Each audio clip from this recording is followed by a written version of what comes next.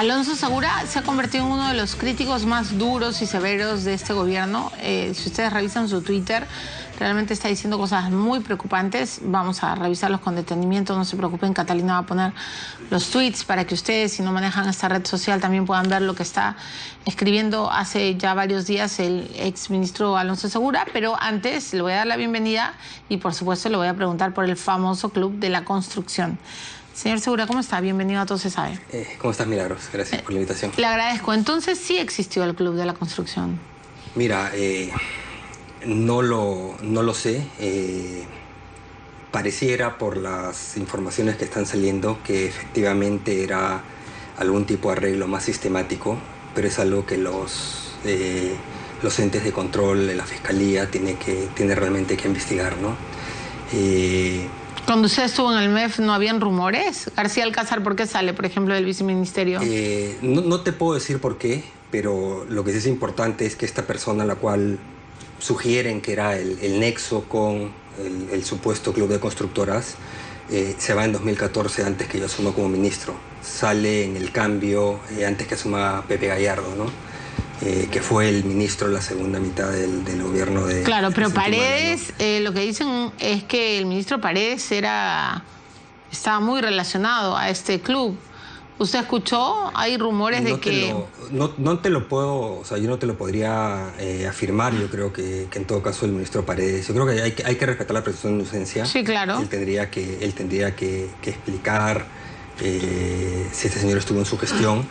Pero las informaciones de Fiscalía lo que sugieren es que era una red que existía, digamos... de hace varios gobiernos. Varios gobiernos, hasta el 2014, en que por lo menos esta gente sale, ¿no? No necesariamente, porque lo que dijo el vicepresidente Vizcarra fue que él encontró al Club de la Construcción y él lo paró. Que es una posibilidad, porque tú, cuando tienes un arreglo, digamos, ilegal entre empresas constructoras, si es que ese fue el caso, evidentemente es difícil de detectar, y si tú tienes, digamos, topos en el sector público, tú no sabes cuántos son los topos, ¿no? Este señor, por ejemplo, sale el 2014, pero tú no sabes si hay otra... ¿Cuántos topos dejó? Exacto, ¿no? Pero por lo menos... ¿Y en dónde robaron más? ¿En obras públicas o en APPs? Mira, es imposible saberlo, Milagros, donde ha habido más corrupción.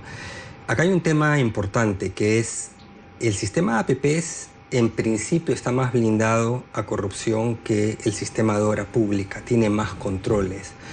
Pero también es claro en lo que ya ha habido declaraciones y ya ha habido colaboradores eficaces que han declarado que también penetró APPs. Entonces, es decir, en dónde pudo haber más corrupción es complicado, porque la fuente de corrupción estaba en las propias constructoras, y las constructoras operan a través de ambos canales.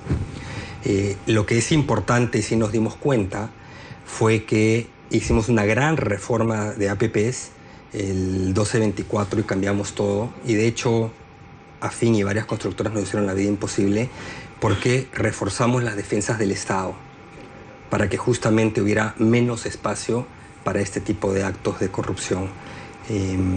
Y a eso nos abocamos durante toda mi gestión, básicamente. Empezó antes que yo asuma como ministro y continuó durante toda mi gestión. O sea, que las constructoras a usted no lo quieren ver en pintura. No, tú puedes verificar mi relación con el gremio, no era nada bueno, ¿no? Puedes revisar entrevistas. Pero, a ver, ¿por qué? Y hay evidencia escrita también, ¿no? O sea, no, yo sé, usted se peleó, pero... nos acusaban de trabajadores, etcétera, etcétera, ¿no?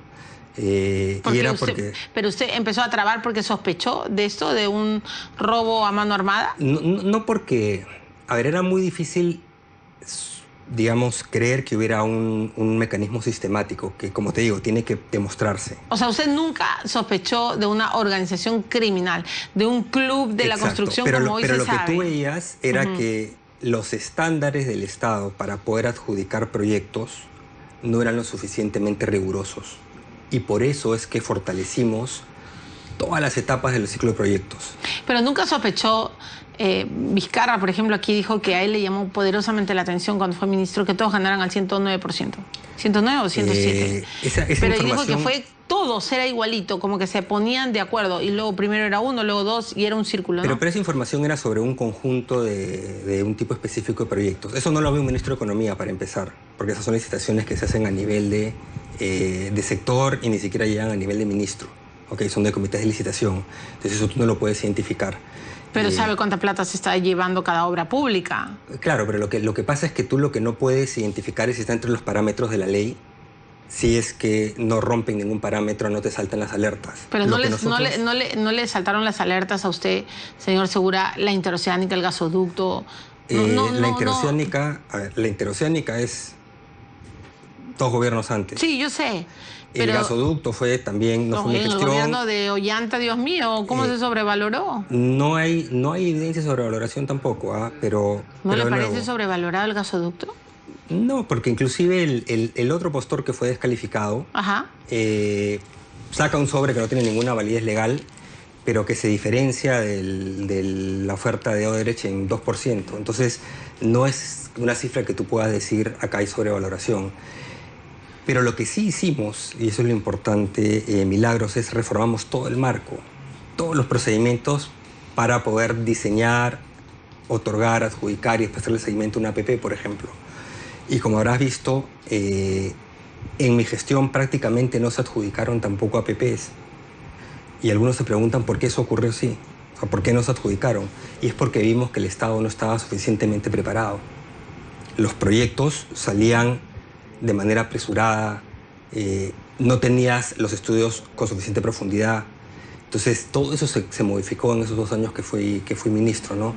Es un trabajo que comenzó antes, en realidad, cuando yo era jefe de gabinete del ministro Castilla y yo estaba viendo el tema para ver cómo se podía solucionar. Pero lo que, a ver, o sea, imagino, señor Segura, que usted es un hombre honesto. No por gusto se ha quedado aquí. Bueno, no tiene visos de tener amigos elegidos con tarjetas de créditos raras, ni gastos pues superlativos. Pero por favor, no podrá negar de que han existido cosas demasiado extrañas, no solo en el gobierno de Humala, sino en el gobierno de García y de Toledo, y que nadie paró las orejas ni nadie gritó. Entonces ahora mire lo que está sucediendo. Son casi todas las grandes constructoras del Perú las que están metidas y las que están bajo el velo de la sospecha, y aparentemente nadie se salva, señor. Sí, claro, pero hay una diferencia, Milagros, no es que nadie hizo nada. La reforma que hicimos del marco APPs es integral, es total, es de pe a pa, justamente para evitar que ocurrieran más interoceánicas, por ejemplo. Entonces, eso se hizo. Lo que ocurre es que como lo hacemos en la segunda mitad del gobierno, básicamente es para que el siguiente ya lo herede, con prácticas que venían probablemente de 2 gobiernos atrás. Entonces tú lo que estás hablando y todos los ¿Y por qué proyectos... Chinchero pudo existir entonces, si usted había reformado toda la APP? Chinchero nuevamente es un proyecto que sale bajo el marco anterior. Y de nuevo, el Chinchero del contrato sí defendía el Estado, el problema ha sido la adenda. La adenda, me refería a que si usted hizo todo para que no existiera nunca más... Recordarás que el gobierno usted levantó la voz. a esa adenda. Sí, yo sé que usted levantó la voz. Y mira, vino a este programa a decirlo. Sí, claro. Pero a lo que voy, ministro Segura, es que o sea, es difícil, imagino, tener una respuesta precisa, pero ¿cuántos topos estarán todavía en el Estado peruano? ¿Me dejo entender? Lo que te dije en las entrevistas previas, qué bueno que se están haciendo investigaciones y espero que vayan hasta el final. Afecte a quien afecte, caiga quien caiga, en el sector público o en el sector privado. Porque acá tiene que limpiarse. Tiene que limpiar, ojalá y se limpie, ¿verdad? Usted ha sido muy duro en los últimos días con el gobierno del presidente Kuczynski. Por favor, señorita Catalina, vamos a poner un poco los tweets de Alonso Segura, que además ha entrado en un enfrentamiento público con Alfredo Torne. Yo qué más quisiera que los dos lleguen a este programa y puedan debatir, pero dice...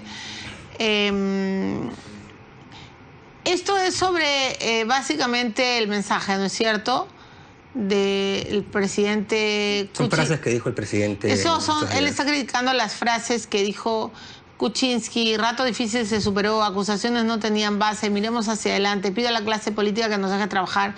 Qué conveniente y qué equivocado, dice Alonso Segura. Hay algo que se llama rendición de cuentas, irresponsabilidad e indignación ciudadana. Usted la generó.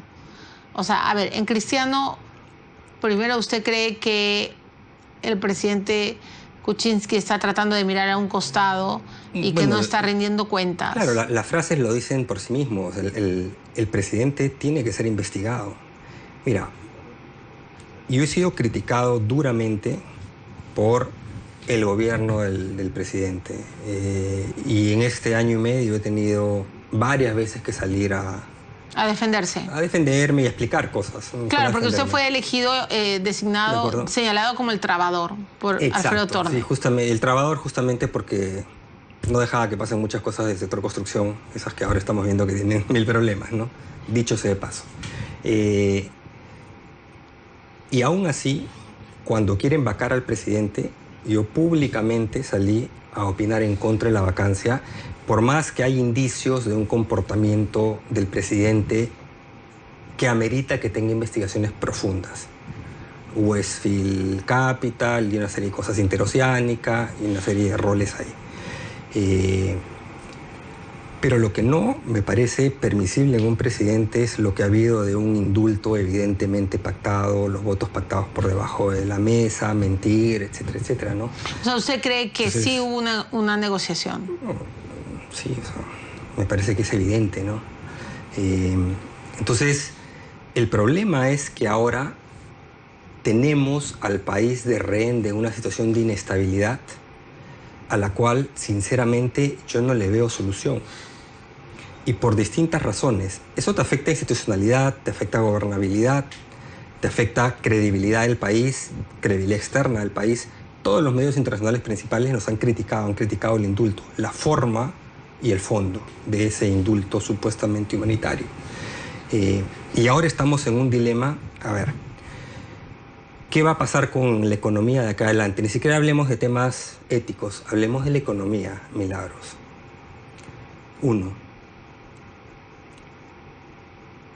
¿tú crees que las marchas van a terminar o crees que van a continuar? No, van a continuar. Hay una nueva el 27 de enero. Van a continuar. Sí, claro, ya se pidió la quinta. Mayoritarias, porque son básicamente no solo al indulto, es a, digamos, a lo que llaman la traición del presidente Kuczynski, ¿no? Pero imagino que también van a continuar las marchas de Kenji. Bueno, es el tamaño de esta marcha, ¿no? Pero peor aún, yo lo que veo es estabilidad. Por suerte se ha sido chiquita, porque si es grandota también vas a tener marcha y contramarcha. ¿Eso es estabilidad? No. Punto uno. Punto dos. El presidente está bajo investigación por pagos justamente de estas constructoras durante su función pública. Pagos que él ocultó también. Entonces, ¿qué más puede salir? Segunda fuente de inestabilidad. Tercera fuente de inestabilidad. ¿Qué va a pasar con el famoso indulto? ¿Qué pasa si en fuente doméstica o en fuente supranacional te anulan en todo o en parte el indulto o sale una condena severa al Perú? Entonces, hay demasiadas fuentes de incertidumbre, todas generadas, lamentablemente, por el accionar del propio presidente de la República. Y los peruanos, a través de sus bolsillos, van a pagar las consecuencias. Entonces, esta situación tiene muchas variables, pero hay demasiados escenarios que terminan mal. O sea, usted lo que está diciendo... Dios mío, me piqué el ojo, perdóneme, ¿no? Usted lo que nos está diciendo, ministro Segura, es que frente a la incertidumbre, frente a la inestabilidad, frente a la... O sea, bueno, no voy a decir la poca legitimidad, pero es obvio que el presidente ha perdido credibilidad. Exacto. Eso va a generar mucho ruido en el terreno económico. Lo está generando. ¿Has visto las expectativas este mes? Sí, claro, están muy en... Sí, puede ser una caída y se recuperen parcialmente, pueden seguir cayendo, todavía es muy temprano para decirlo. Pero si uno ve, vamos a tener hasta febrero toda esta incertidumbre, y en febrero la sesión de la Corte Interamericana no es que ahí termina, ahí escuchan los alegatos y después se pronuncian. Esa incertidumbre va a continuar, las marchas van a continuar, las investigaciones, incluyendo el propio presidente de la República, recién están empezando. Entonces dime, en ese escenario, ¿tú crees que hay un clima propicio para la inversión, para la generación de empleo, para el crecimiento económico, para la reducción de pobreza, para la mejora de los bolsillos de los peruanos? Y lamentablemente, mucha de esta incertidumbre ha sido generada por acción propia del presidente, a quien yo apreciaba mucho. Entonces, me parece que es básicamente ha puesto de rehén a todo el país con su propio accionar. ¿De rehén con quién o contra quién? ¿De rehén? De rehén de su situación. Ajá. Marchas, indulto que por ahí se cae, no se cae, investigaciones que él dice ya, pasemos la página, y no pasa la página. No. O sea, lo que me está diciendo ministro Segura... Es grave, lo que ha habido es grave, tiene que investigarse, él no puede decir ya felizmente ya pasó. No, ya no ha pasado, porque además Marcelo Odebrecht ha contado que él dio asesorías. Por lo mismo. O sea, a lo que voy, en eso estoy de acuerdo, recién empieza la investigación seria de Kuczynski, pero bueno, usted sabe que él no puede ser acusado mientras está en ejercicio del poder. No, pero punto ¿qué pasa? uno. ¿Qué pasa? Pero a eso... ¿Pero ¿Qué pasa si sale otra constructora diciendo también tuvo asesorías conmigo? Te digo. O sea, como Camargo y Correa, que ha dicho que le dio aparentemente plata a Lourdes Flores. Exacto. ¿Qué pasa si sale algo así? O sea, a lo que voy es, ya lo que él tiene es suficientemente grave y tiene que investigarse, porque cuando menos refleja una línea ética bastante sinuosa.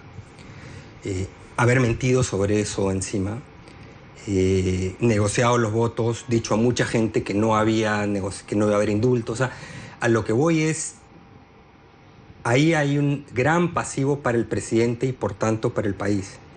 Pero sobre eso le añade el tema del indulto y toda la inestabilidad que genera y ahora la población en las calles. Entonces, ¿usted está hablando por la herida? Porque dicen, ¿por qué Alonso Segura critica tanto a PPK? ¿Por qué sale y se enfrenta tanto a Torne y, en fin, a todos los ministros, a Zavala, en fin? ¿Por qué? ¿Usted está picón por algo? ¿No crees que como exministro que he decidido quedarme en el Perú de Economía, no tengo una responsabilidad para con el país cuando veo que las cosas se hacen mal y de mal en peor? Milagros, este año es inédito. Es primer año desde que yo tengo registro que tenemos una situación externa muy buena, una subida muy fuerte de materias primas, el crecimiento mundial se acelera, las tasas de financiamiento están muy bajas, flujo de capitales hacia la región y la economía se desacelera. ¿Es la primera vez en nuestra historia? No sé si en nuestra historia, pero en muchísimos años. ¿Cómo puede? Y no es cierto que eso es por el niño, por la bajato, porque la desaceleración empieza antes por errores de política económica del gobierno. Y voy a hablar de gobierno en general, no voy a hablar de personas. Pero ese estancamiento no comenzó en el gobierno en el que usted fue ministro, porque ellos dicen eso, ¿no? Ellos lo dicen, pero verifica la información. El 2015 y el 2016 son los únicos 2 años, el 2008 ocurrió también, en los últimos 10, en que la economía peruana se acelera mientras América Latina se desacelera, el 2015 y el 2016.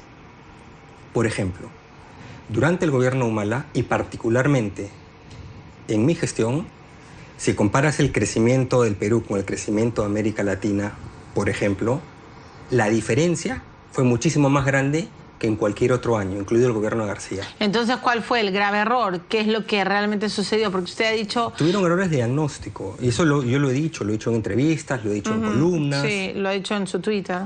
En Twitter lo he dicho ahora, pero yo lo he escrito en columnas, lo he hecho en entrevistas. Pero entonces, escritas. Por favor, señorita... Yo he hablado de política, yo he hablado de política económica todo el tiempo. Lo que pasa es que ahora tenemos un problema. Ahora el problema que tenemos es que la política sí te va a contaminar y te va a contaminar seriamente la economía.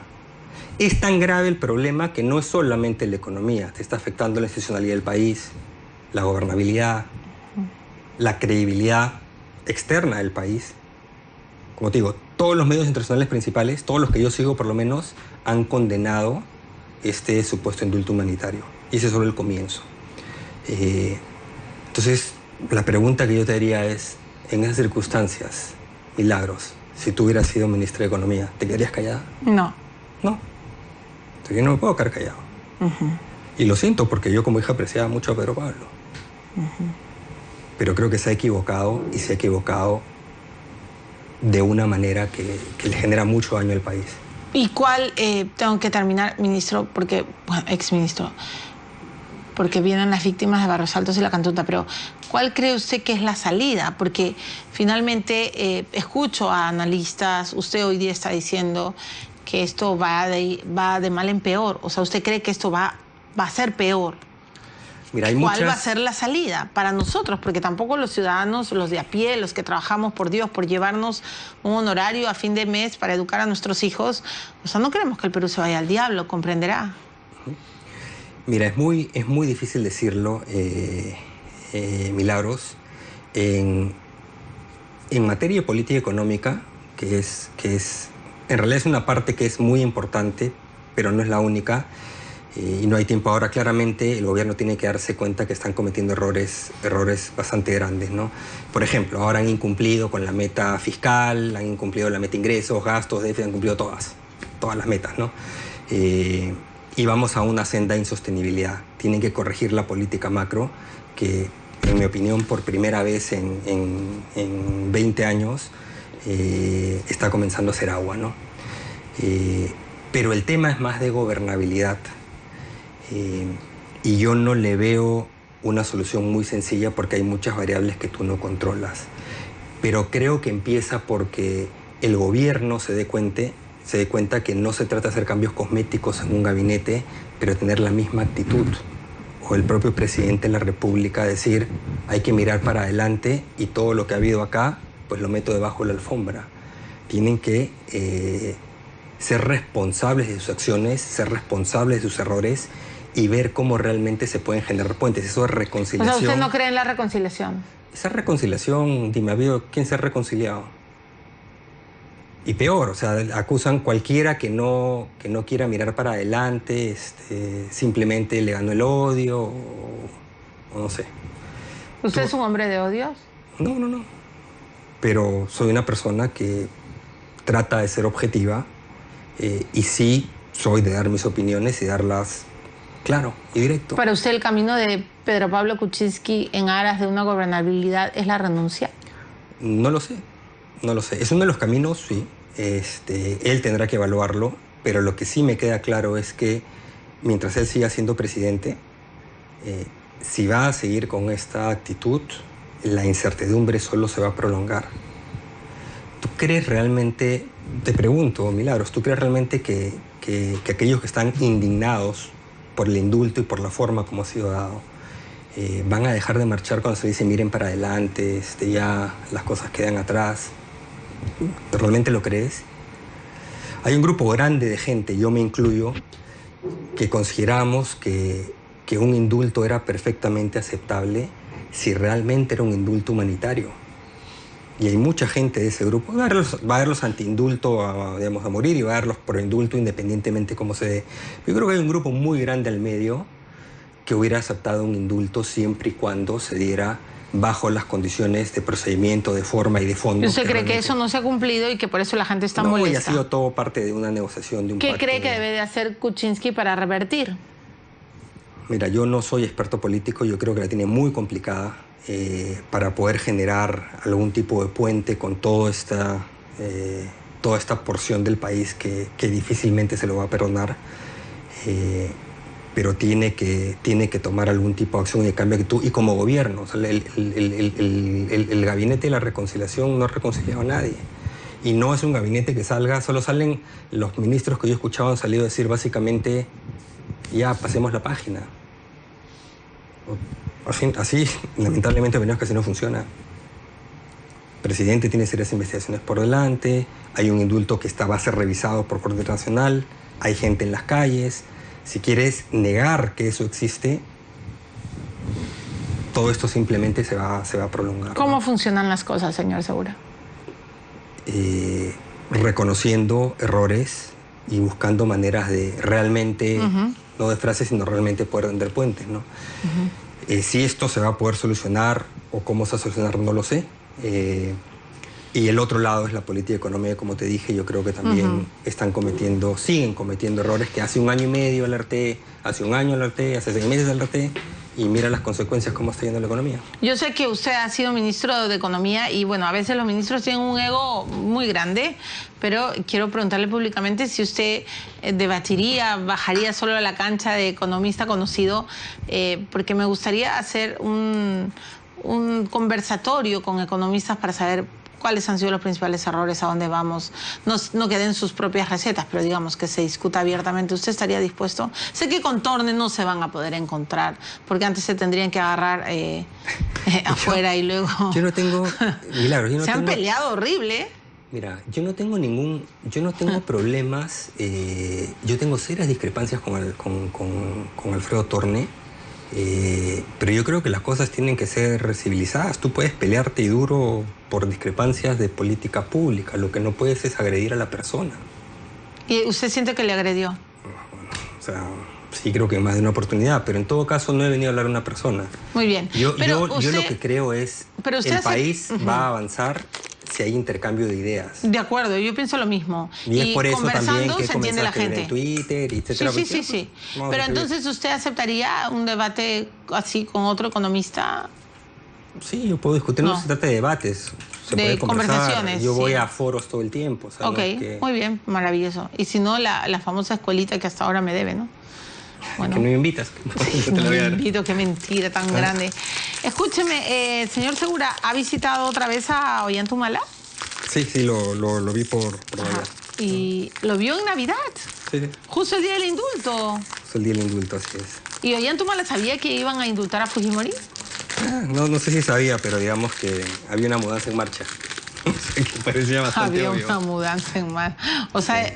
Humala era consciente que algo estaba pasando. Bueno, digamos que yo también veía que había una mudanza en marcha, ¿no? O sea, o sea, ya tenían claro que le iban a indultar. Fujimori porque... Qué horror. Escúcheme, ¿y Humala y Fujimori conversaron al final? No sé. Tengo entendido que alguna vez han conversado en estos meses. Pero en todo caso no es algo que yo pueda confirmar, ¿no? Pero yo creo que sí han conversado. Bueno, deben haber conversado. ¿Qué dice su tarjeta? Libérate de tus preocupaciones y pasa un buen momento. Bueno, buen fin de semana, señor Segura. Gracias, Milagro. Es tiempo. Gracias por la invitación. No, le agradezco siempre. Bienvenido siempre aquí a Todo Se Sabe. El ministro Alfredo Torne no me aceptó entrevista, no me acepta entrevista. Ojalá y algún día quiera venir. Estuvo en la competencia ayer. Estuvo, sí, con Mable. Está bien. No, yo la verdad es que nunca me pico. Los personajes tienen... Ayer no me acuerdo. Tienen derecho de ir y escoger a sus periodistas, pero las puertas de este programa siempre están abiertas para todos los políticos, exfuncionarios. Para Alfredo Torne yo tengo muchas preguntas. Lamentablemente, desde que salió del gobierno nunca ha querido darme una entrevista. Ojalá y algún día me quiera dar algún tiempo de su vida. Pero bueno, muchas gracias, señor Segura. Esperemos volver a comentar los temas de economía. Me voy a la pausa.